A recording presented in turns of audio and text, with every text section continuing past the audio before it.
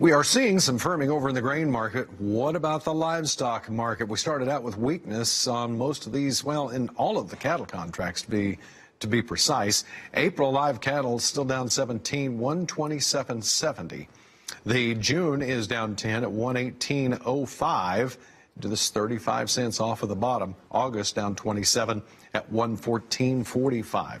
The feeder cattle market's also weak here today, with March down 43 at 143.97. The April down 28 at 146.38. And the May is down 18, 147.50. All of those contracts on the lower side, but you got to go all the way out to August before you find one of these feeder cattle contracts in the 150 range.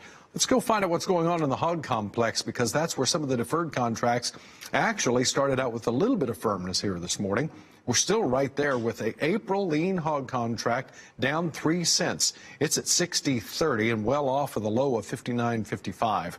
May is down, or I'm sorry, up 42 at 69.30. So we've got the May going higher. The June is probably one of the strongest moves here in the lean hog complex. It's up 80 at 78.03. In July pokes its head back above $80 at 80.38, just off of the high of 80.47. That's up 72. Well, let's go back and visit with Scott Gecas about all of this. First of all, Scott, what's the analysis of this cattle complex here with quite a bit of weakness here today? Yeah, a little bit of a weakness, that break of 27.60 that completely reversed the uptrend, more or less. We're going to see where it's going to close. For the uptrend to continue, it's got to close above that 127.60 mark. The calls are still upside. Skew is definitely still to the upside. I was talking earlier last week that there's still quite a bit of open interest, quite a bit of call volume around the 130 level.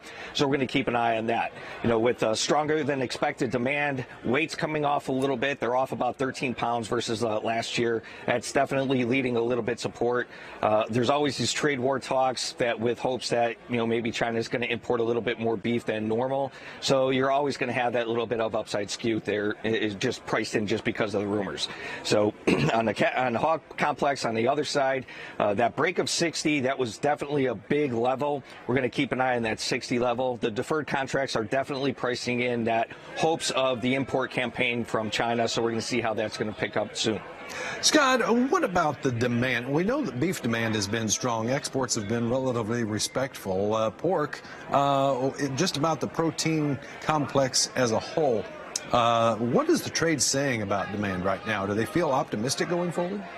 Well, that's the biggest thing. Everyone's with the hopes and with the optimistic that China's going to become this new buyer and have this import campaign. Until that actually shows up, you're seeing already that we have a hefty long position already, but they are decreasing the contracts. So it just looks like that the funds and the managed traders are starting to relieve some of that long position until they get some definitive answers out of the U.S. with the China imports and you know, if they're going to start that import campaign. So they're focusing on the overseas demand, not necessarily the domestic demand.